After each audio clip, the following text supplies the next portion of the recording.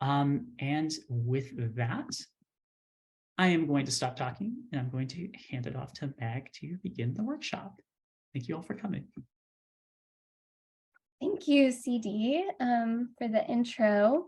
Hi, everybody. It is wonderful to be taking part in this event, leading this event, I suppose. And I hope you all will enjoy it. So there is a handout we're going to be talking about some poems from, and I know there are a few ways that y'all can access that, but let me know if you need or would like for me to share my screen when we talk about the poems. That's another way that I can make sure you all have access to it. Before we look at a couple of example poems, I would love to just have a brief conversation about abstractions.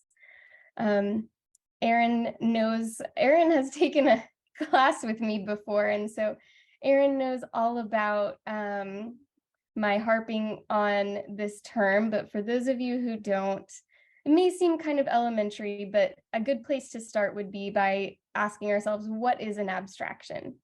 Would anyone like to volunteer a brief description? Doesn't have to be a dictionary specific definition or anything like that.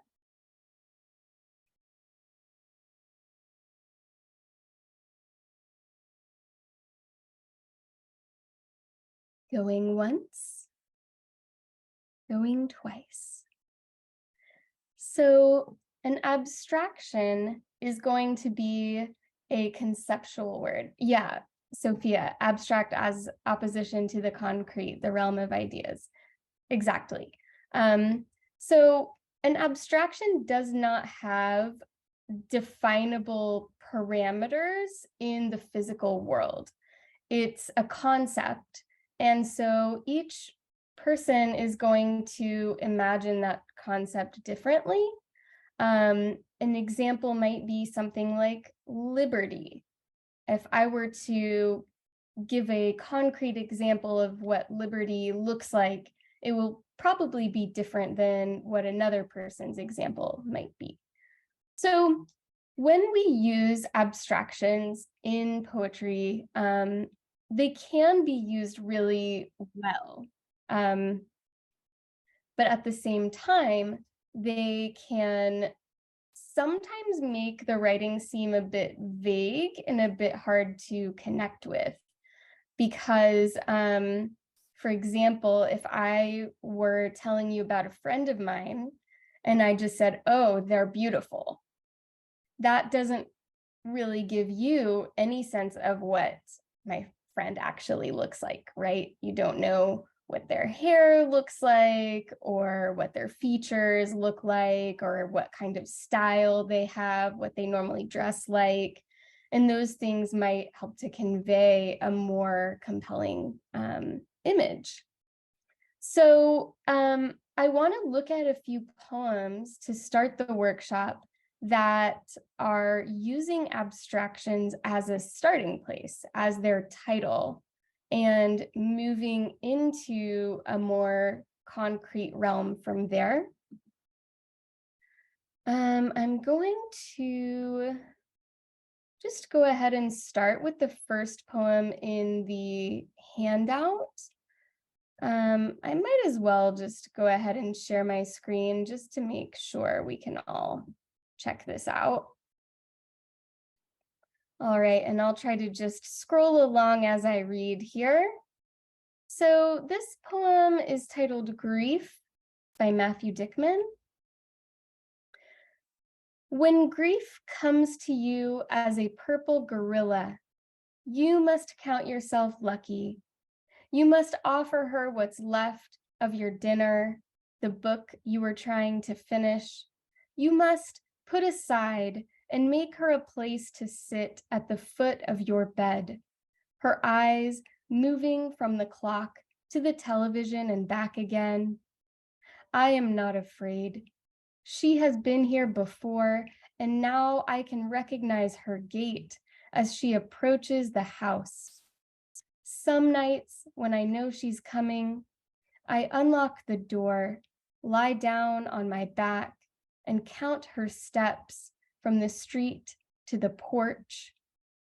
Tonight, she brings a pencil and a ream of paper, tells me to write down everyone I have ever known, and we separate them between the living and the dead, so she can pick each name at random. I play her favorite Willie Nelson album because she misses Texas, but I don't ask why. She hums a little, the way my brother does when he gardens. We sit for an hour while she tells me how unreasonable I've been, crying in the checkout line, refusing to eat, refusing to shower, all the smoking and all the drinking. Eventually, she puts one of her heavy purple arms around me, leans her head against mine, and all of a sudden, things are feeling romantic. So I tell her, things are feeling romantic. She pulls another name, this time from the dead, and turns to me in that way that parents do, so you feel embarrassed or ashamed of something. Romantic, she says, reading the name out loud, slowly, so I am aware of each syllable, each vowel, wrapping around the bones like new muscle, the sound of that person's body, and how reckless it is, how careless that his name is in one pile and not the other.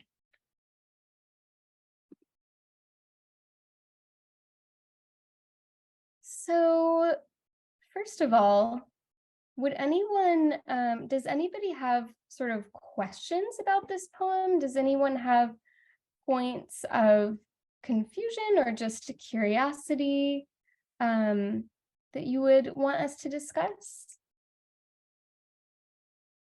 Or just reactions to the poem, perhaps?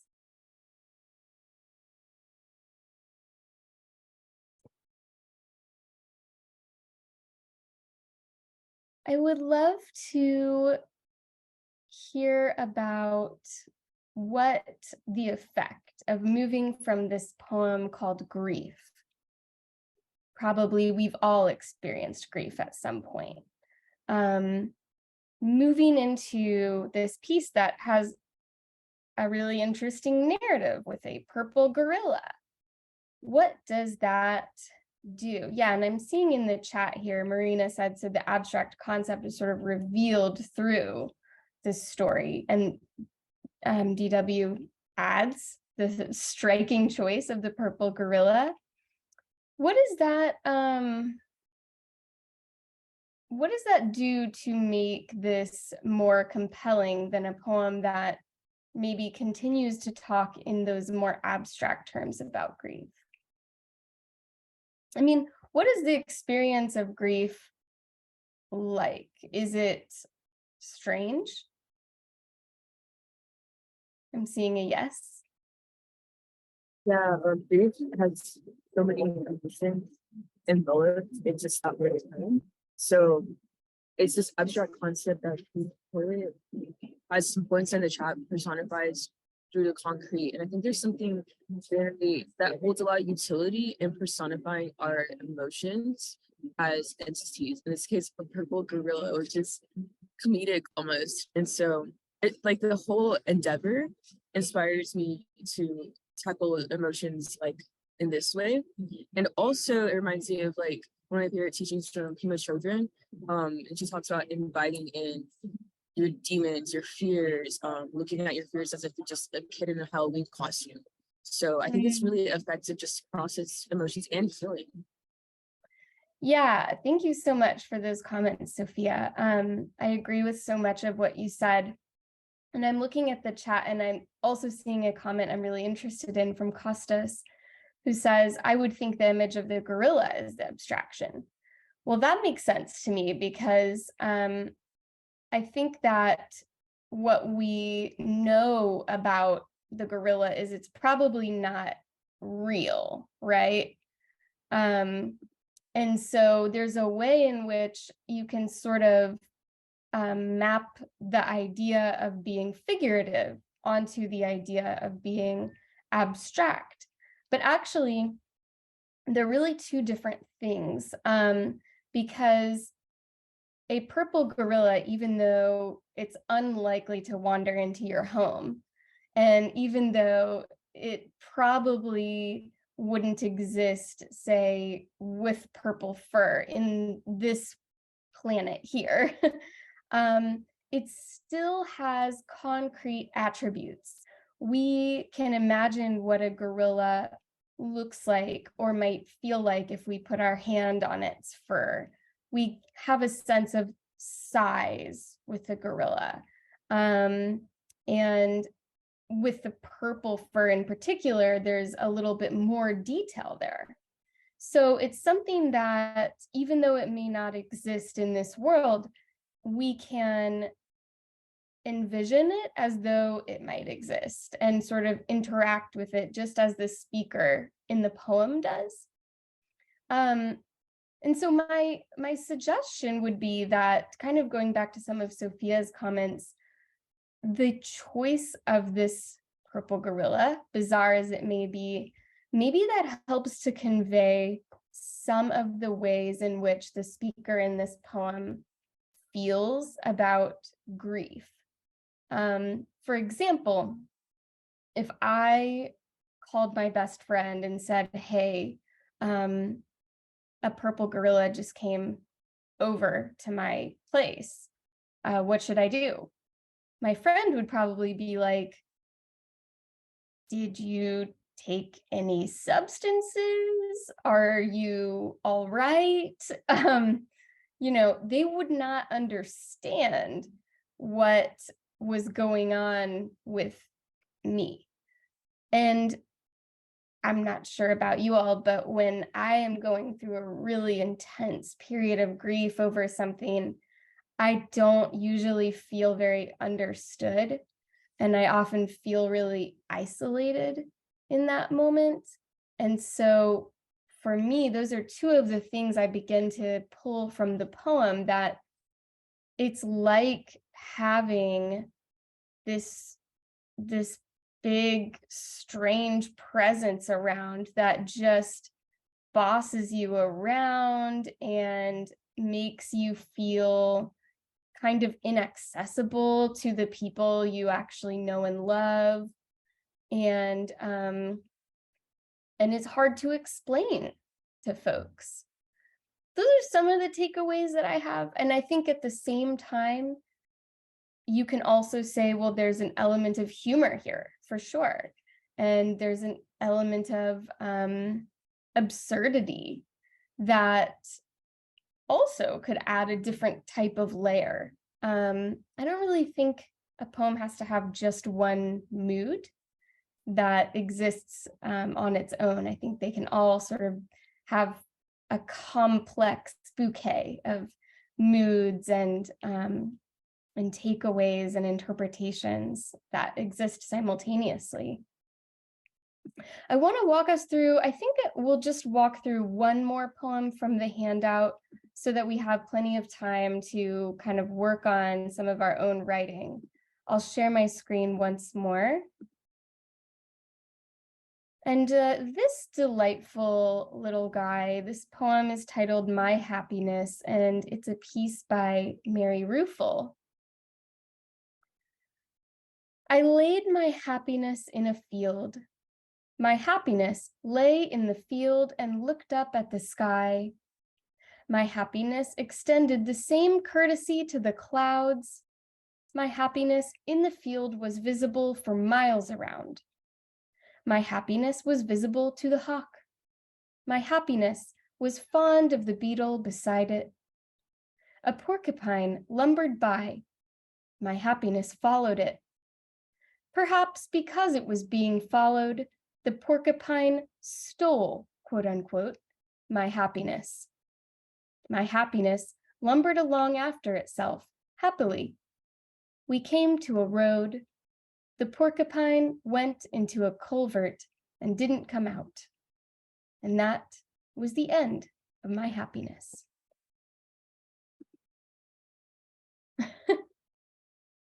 If you know Mary Ruefle's work, then this is about par for the course. If you don't, then this might be a great point of introduction. What on earth is going on here? What have we just experienced in this poem? I'm seeing, yeah, happiness has been personified. Another comment here, it's fascinating because the happiness is personified but never actually described. It could be a person, an animal, a spiritual being. Yeah. And then we have happiness is described by its actions, not any other aspects. Right. So it's a very fascinating approach to this idea of making something abstract into something more concrete.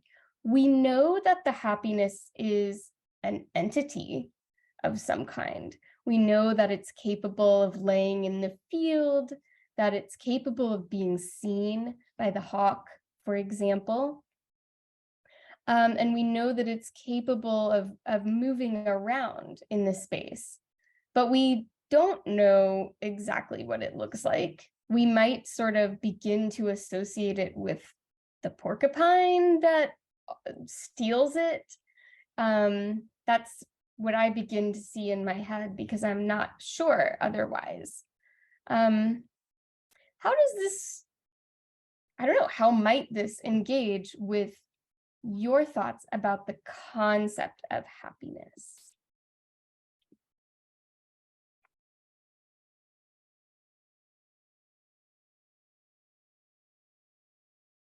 Say, we always talk about how sometimes you don't realize that you're happy until it's in retrospect. And so whenever this relates to my original happiness and how like you become really conscious of it, it kind of just falls away like water between your hands. And then the more you try to cling on to it, the more it gets a little crispy and moves away like this porcupine. So it's the looseness of happiness and our craving for it too after it. Yeah, I love that idea of not really recognizing the happiness until you're in a different space or in retrospect. There's something you're getting at exactly what I was thinking. The word in my head was elusive.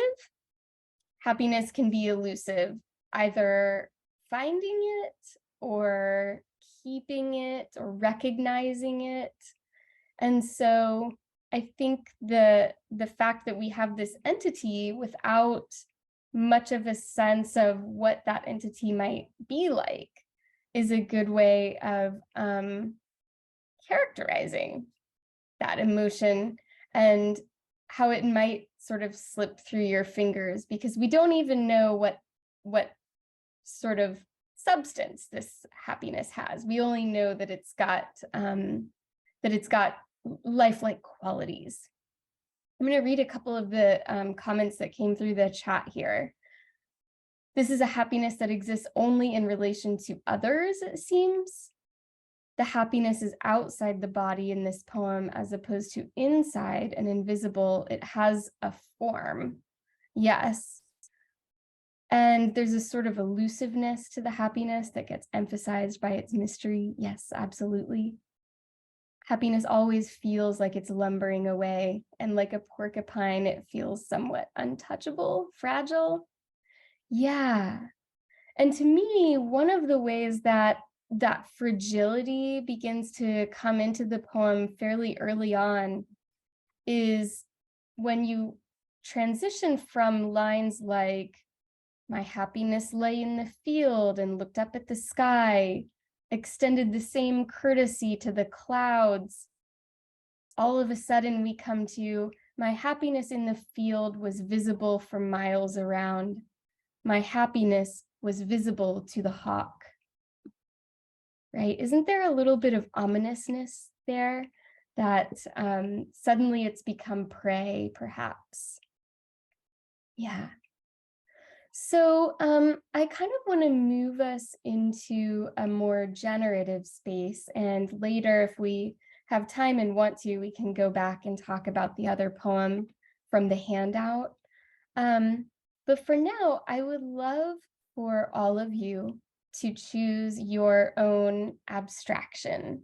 So I'll just list a whole bunch of them and you can be thinking of your own. It certainly doesn't have to be something I name, but you could choose beauty or anger or rage or let's see, hope or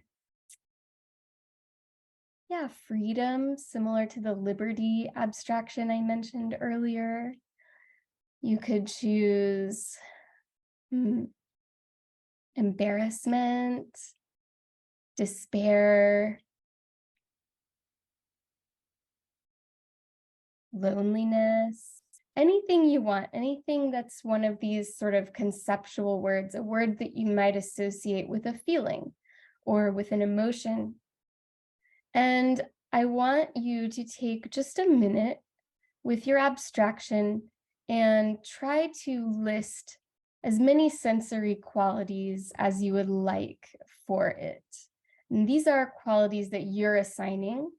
So you could decide to go with something wildly different for what it smells like versus what it looks like, for example. Or you might choose to list these sensory qualities that are all sort of fit nicely together, maybe could adhere to one entity or one type of setting or story. It's totally up to you. I love this comment. I just saw that slant rhyme with clouds around. Yeah. So take just a minute to write down your abstraction and then list some sensory qualities that you would assign. So in other words, what might, let's say that you chose joy. What would the feeling, the texture, the physical feeling of joy be?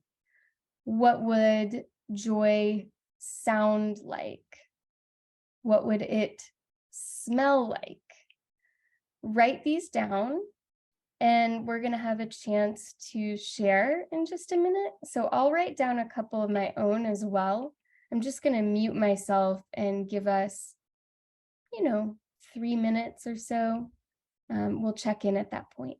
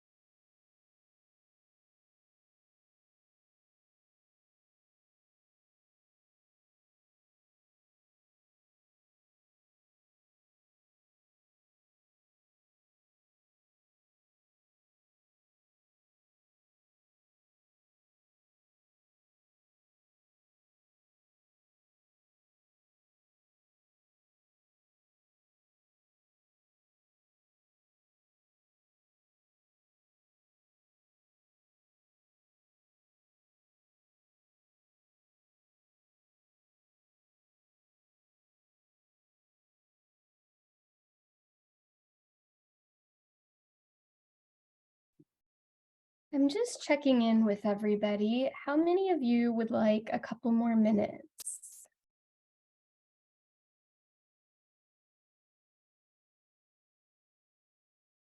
No? Sounds like we've got maybe some lists already going here. Yeah, great. So if you're still working on your list, feel free to do that. Those of you who've already got your sensory qualities lined up with your abstraction, I would love to hear some of what you all came up with if you'd like to share, either in the chat or just by unmuting yourself.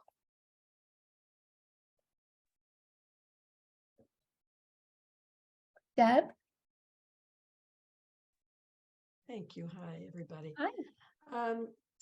I used the word charm for my abstraction. And this is what I came up with.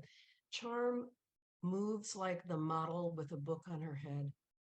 Sounds like teacups returning to saucers. Smells like Chanel No. 5.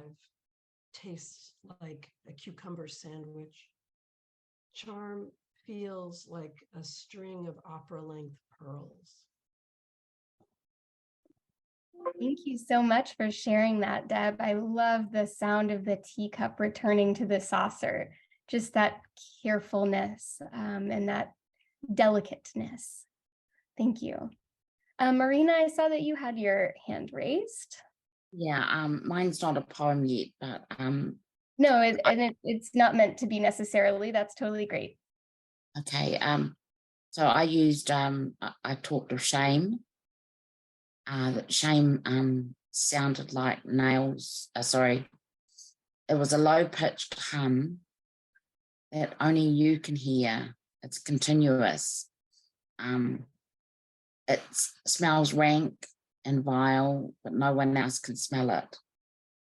It feels like on your skin, like insects crawling all over you.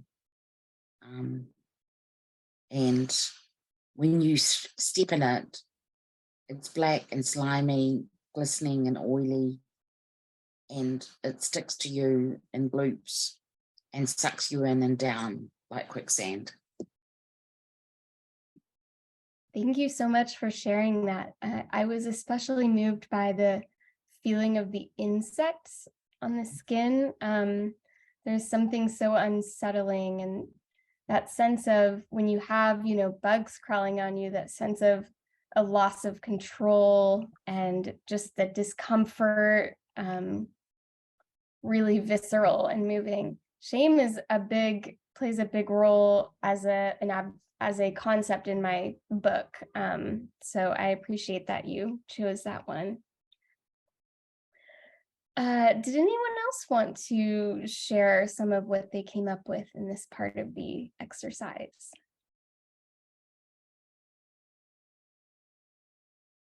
No pressure.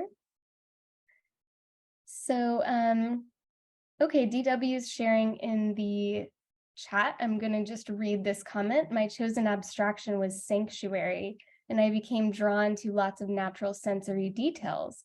Wooden, still, unmoving, green and brown, sounds of running water, birds, soft wind, the scent of flowers, but also of family recipes. And yes, I totally understand with the toddler. Although I don't have any children, I do have a cat who sometimes is like a toddler in the distraction element. I love that with this particular example, DW, there's that sense of sanctuary. There's sort of a holistic world that's created by these sensory qualities. It feels very much like within a singular space, and one that's really easy for me to access in my mind when I read the sounds of the running water and the wooden. I'm even smelling like the scent of wood and feeling that soft wind. It's very, very lovely and comforting. I'm going to read Aaron's as well. Depression. a floor-length furry fox coat, except the fox is trying to break free every time I wear it. Wow, yeah. A sand stress ball squeezed, the one with the smiley face. It smells like a type of rotting hidden under grandma's perfume. Ugh, it tastes like sand in the mouth. Oh my gosh. Yeah, choking on sand. Really, really visceral. So much unexpected stuff here and so much eclecticism, which I can appreciate how often when you find yourself in a depressed state, it comes in different kinds of waves that you can't really anticipate. And so to me, that sense of eclecticism, first with the sort of live fox coat, and then with the stress ball, and then with the rotting and the perfume and the sand in the mouth, all of it doesn't necessarily create a cohesive picture, but neither does feeling depressed. And I think that that's a really, really striking way to get us into that sensory mode. Excuse me, I'm gonna take a sip of my drink. This is what happens when you teach 3-hour classes 4 days a week and then do workshops as well. All right, so you all can be deciding. If anyone else would like to share, you can take a moment to decide. I'll share what I came up with. Mine was, I chose excitement, and said that it sounds like a buzzing undercurrent. The taste is like when you put maybe a pizza roll or something in your mouth that you just microwaved and it's so hot that you actually can't taste anything except the burn. It smells like smoke in the air. It feels like the snap of a rubber band on your arm. And I said that it looks glowing and neon, maybe a yellowish green. Does anybody else, last opportunity for now, anybody else want to share your abstraction and some of its sensory qualities? Okay, so the next thing that I would like to ask you all to try is to take some of what you've come up with here, or if you decide, you can also shift gears. You might realize you didn't exactly hit the nail on the head with the qualities you wanted when you initially wrote the first part of the exercise. But take that same abstraction that you chose and try to use it as the title in a poem that you're going to begin to draft now. I would say, and this will be just a very, very drafty draft, the very start of what might become a poem. So I don't want anybody to feel pressured to have any kind of polish around this thing. But you might decide, for example, to approach this exercise by creating some kind of narrative, some kind of space or setting, or you might decide to use a whole bunch of comparative metaphors. So there are different eclectic things coming into the poem. It doesn't all have to exist within the same space or the same story, but it can. And I would encourage you to try to hit on as many of the senses in one way or another in your draft as you can.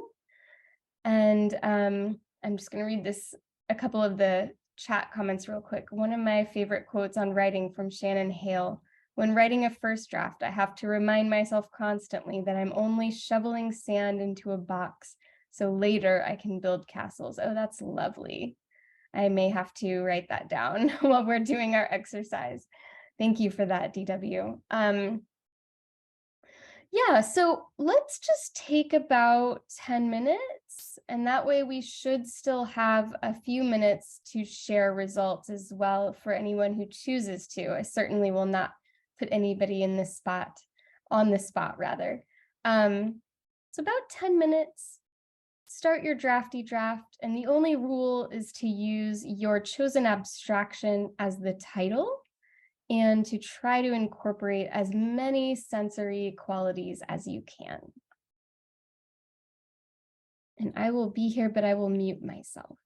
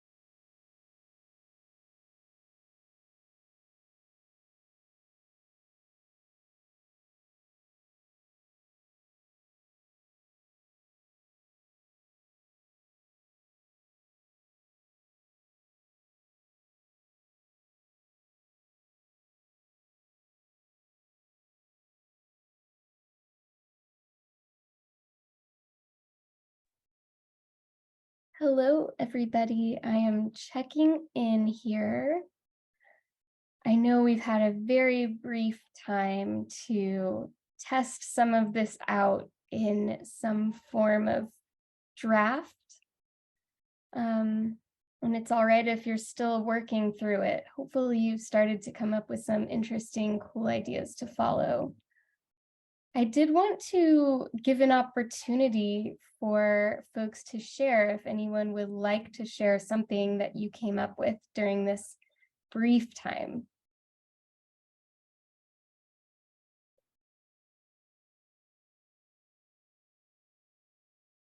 And alternatively, if you would like to just maybe write or talk a little bit about what your process was like, whether you came up with something that you're excited about, excited to pursue.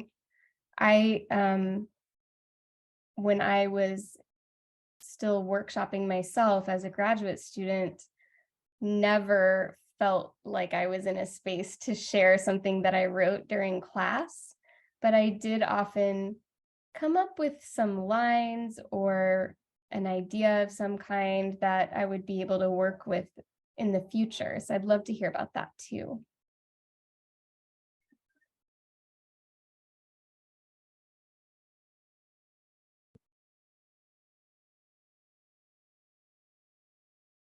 Did anyone decide to radically shift some of the sensory qualities that you had initially come up with from the first part of the exercise? Did anyone go a completely different direction with it?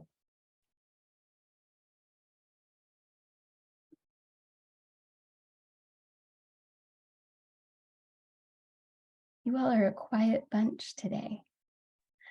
I'll share that I didn't go in the I didn't change my direction from the generative word part, but I did develop my idea further.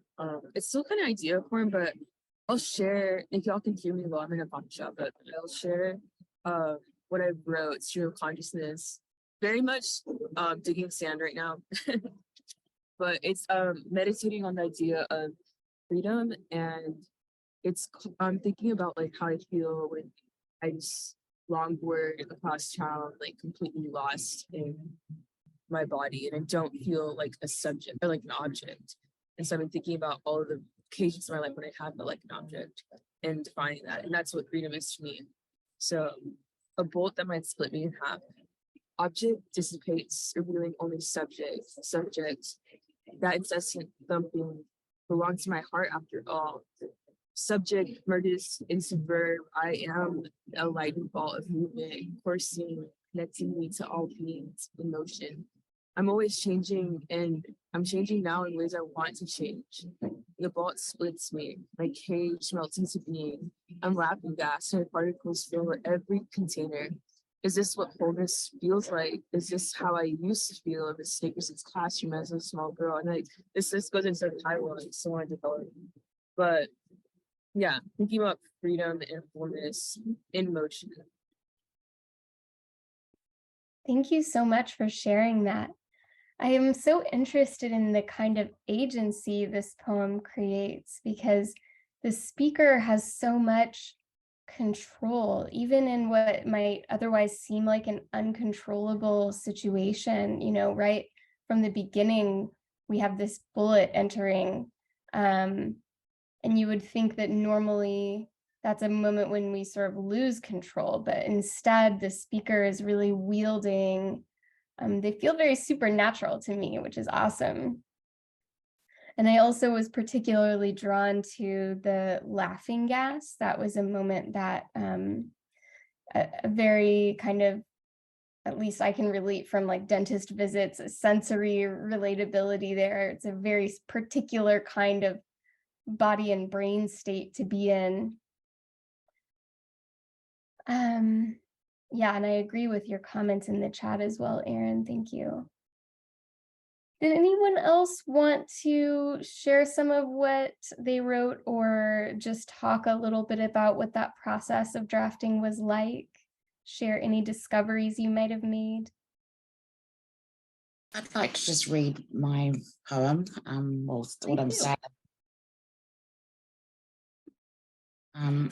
It's still not finished, but and you have heard a lot of this, but it's called My Shame. Crawls up my skin like insects, nipping and biting at me between my freckles that no one else can see. My shame buzzes in my ears, a low-pitched continuous hum no one else can hear. Smells like death, rank and vile. Sticks to me in globs, sucking me down into its oily black, glistening surface as I walk through life.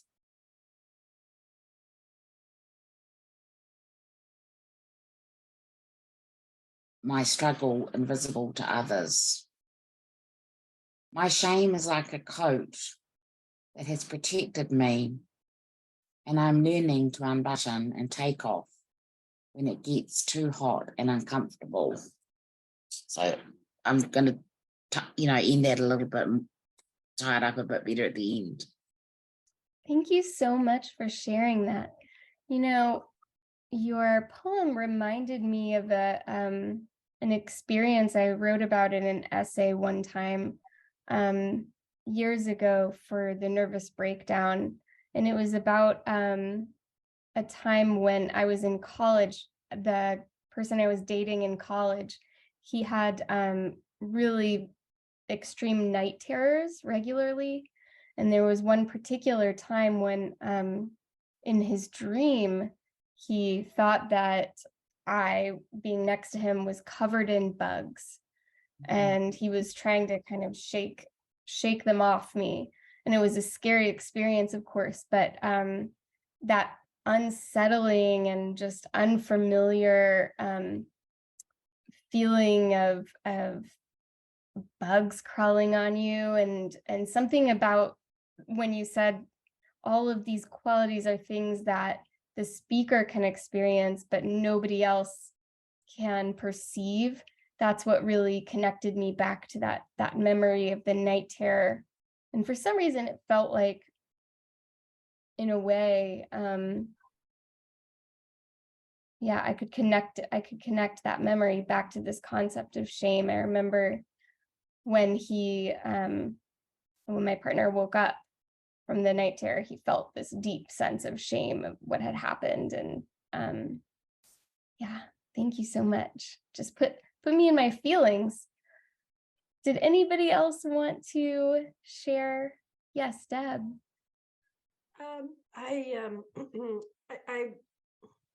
Couple things. I'm finding it challenging to do something other than want to personify the abstraction. I instantly started going in the direction of, my first line is charm heads to the country on the weekends with a train case and a hat box. And so I was kind of going from there, but I'm so reminded of, are you familiar with the Book of Qualities? Ruth Gendler, is that how you say her name? Yes. And so I'm thinking about all of these abstractions as people. And so I'm very interested when others who are reading or sharing are having a more like personal experience with it. I'm seeing it more as a scene from something. So anyway, for what it's worth.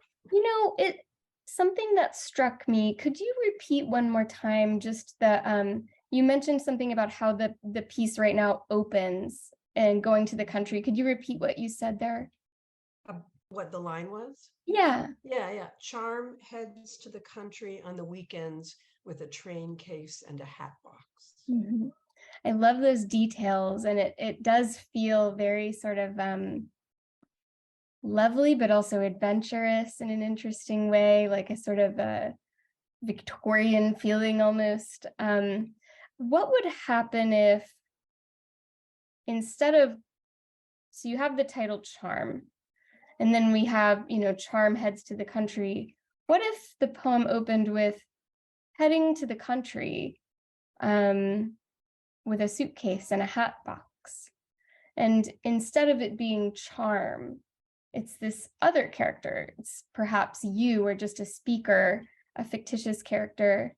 The way that I was beginning to come at my topic, which was excitement, was to tell a story of the speaker just being outside of a concert hall, and there's rain, and it's dark, and the street lights and the neon and this sort of the shiny black asphalt of the street and the kind of slapping sounds of feet of people running and dancing. And I think maybe one interesting way to push against that urge to personify, which I totally relate to, is if you just take it out of the perspective of charm being that character that is on the train. Thank you. Good idea. Absolutely. Simple and very good idea. Sometimes you need just that outside perspective to land on what might have otherwise seemed obvious, but when you're so wrapped up in your own mind and how to work with an idea, it can be hard to see. Yeah. So did anyone else want to share thoughts or a portion of what you wrote?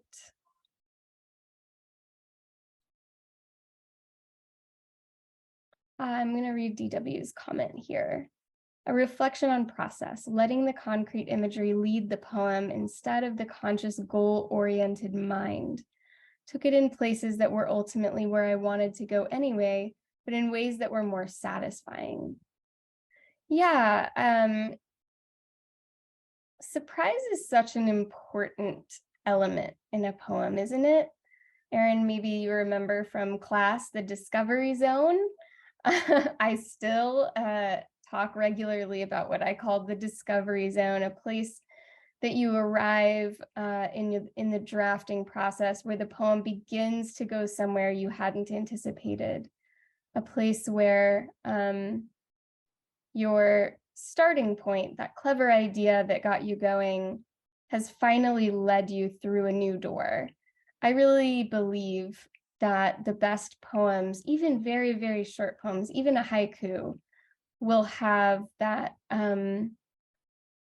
that truly organic sense of discovery somehow in it, that the poem brings its own agency and drives the vehicle, so to speak, rather than the poet. And it's not simply wrapping up things that the poet already knew, but it's taking both the poet and the reader into new, unexpected territory. And that's what I'm getting from your comment, DW. And yeah, I think by following the senses, that can be a good way of moving into uncharted space, because oftentimes when we do have preconceived ideas for the piece, they may come in just that form. They may be ideas, which are oftentimes concepts, oftentimes abstractions. But if we let the sensory world come in, we let elements of sight and taste and sound and smell and feel come into the poem, then they may not, those qualities may not let the story unfold quite as you might have imagined, and something magical could happen through that. Yeah, there's nothing quite like hitting the discovery zone in the drafting process. It's true. That's the writer's high that I chase, I would say. Does anyone else have any sort of closing questions or comments? We're sort of coming up on the end of my plans for the workshop, but maybe there's a little discovery zone here as well.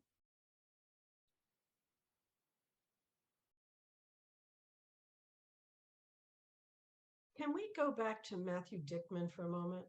Sure.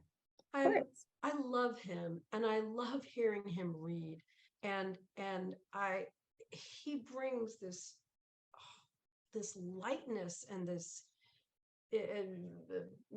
innocence to a Mm. lot of his work, I think. Mm. I kept looking at that poem, seeing all this like the changing voices, the you and the we and the I and it was interesting to me how to arrive at the concrete. It was like a mixture of all these like shifting voices and perspectives, and you see the gorilla, and now it's saying this, and I don't know. Can you do you? I'm not sure what my question is, except that it sort of took me down two tracks. I was so busy like looking at all of that that I was less finding the concrete in what he was saying. I don't know. Can you speak at all to that poem? Sure, yeah. There is a lot going on, and it's sort of deceptive in a way because it's possible to read the piece and feel like you've just been told a story. It's possible to think that it's quite straightforward, but some of what I think you perhaps are picking up on, Deb, is how we begin the piece in this sort of second person mode. It feels as though it's a direct address, right? So that the poem is speaking to me or to you, the reader. When grief comes to you as a purple gorilla, you must count yourself lucky. So I feel very much spoken to in these opening lines of the piece. And it's not until a little chunk of the way down that we arrive at the entrance of the I, the first person singular. I am not afraid. So there's a shift there where the poem's no longer speaking to me, but instead a speaker has emerged within the narrative of the piece, within the scene of the piece. And now that speaker is going to speak from that first person perspective and tell us what goes on between them and the gorilla when the gorilla arrives. So we have moments where the gorilla is discussed, and in those cases, there's this third person aspect. She does this, she does that. And then there are also moments where the speaker talks about the two of them, the speaker himself, I presume, and the gorilla collectively. So you have the collective we do this or that. So it's sort of bringing all of these possible perspectives together into this scope. And toward the end, let's see. There's this game, right? There's this game that grief wants to play where there's a pile of names of the dead and a pile of names of the living, right? And it's the gorilla who gets to choose at random names from each pile. And she's pulled a name from the pile of the dead. This is that moment. It's a very interesting moment especially for a workshop on abstraction, because this is that bizarre moment when, to quote the poem, things are feeling romantic. What on earth does that mean, by the way? What in this context might we read that to mean?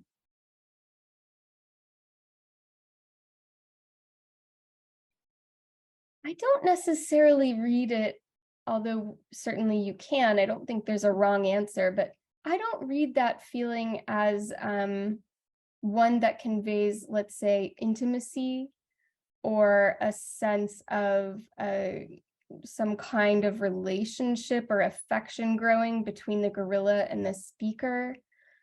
It's more, to me, I read it more as, are you all familiar with the idea of romanticism? Or with like the romantic poets who wrote about nature and feelings. And there was this sort of very idealized quality to their work, oftentimes an idyllic quality, perhaps intermingled with melancholy. I feel that when I read the line, things are feeling romantic. there's a way in which sometimes when you have a certain distance from grief or from death, that it can become romanticized.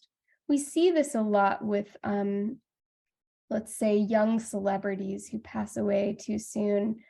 They'll sort of be bizarrely glorified in a sense, that forever young aspect, like Marilyn Monroe or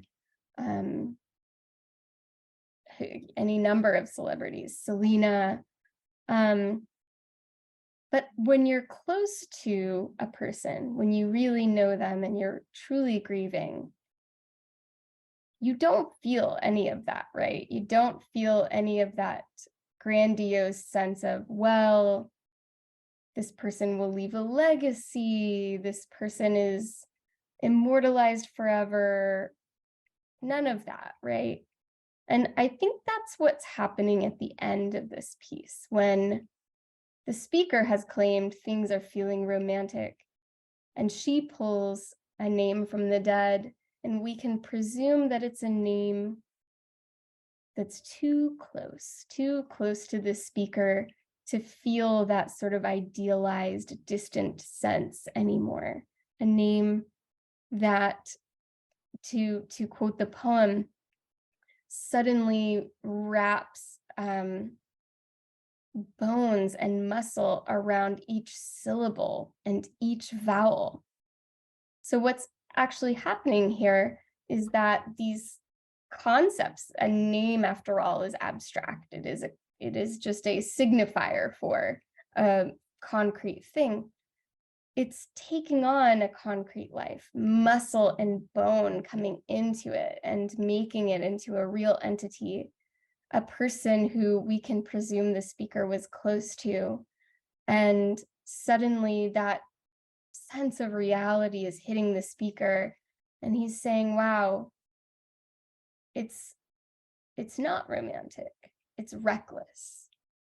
And so that's sort of that sense that we're left at the end, grief that at first felt one way and now is hitting in this other different way. Does that sort of answer any of your thoughts or questions, Deb? Is that helpful at all?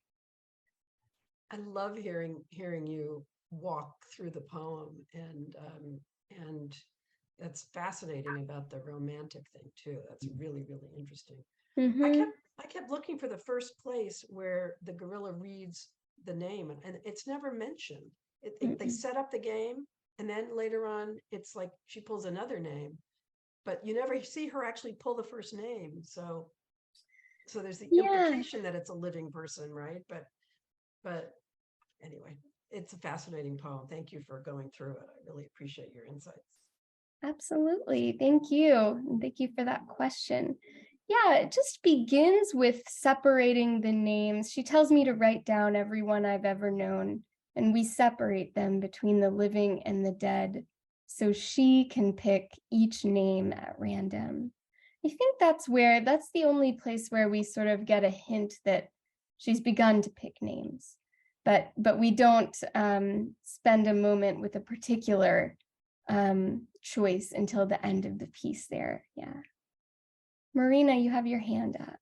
I just wondered if at the end, that was when she pulled the name of the person that the speaker is grieving about, that we've gone all around it, and then it's come down to the point.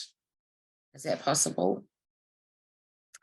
Yeah, I think so. I think that we know that these two piles are comprised only of people the speaker has known, but of course, probably to varying degrees. And so it does seem as though finally, in that last sort of gesture of the poem, when she pulls a name, this time from the dead, there is a finality that we've hit on the source. We've hit on the source of the grief, or the source, we might say, of the purple gorilla. And things feel very real and very visceral in that moment. They become very real and very visceral. Yeah.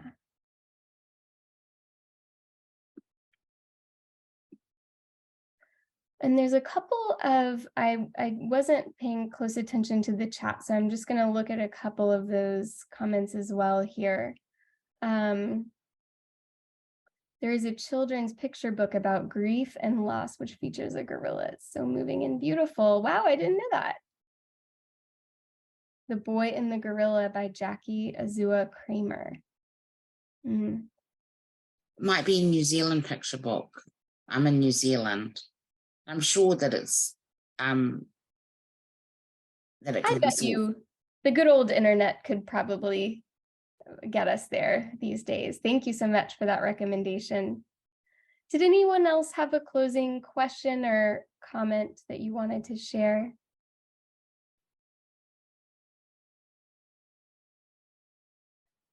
Well, I really hope that everyone has been able to generate some ideas that will prove fruitful in the future. I hope that this has been a helpful exercise for you all, and that you'll be thinking about abstractions and the sensory language, and maybe even the discovery zone in the future as you read and draft more.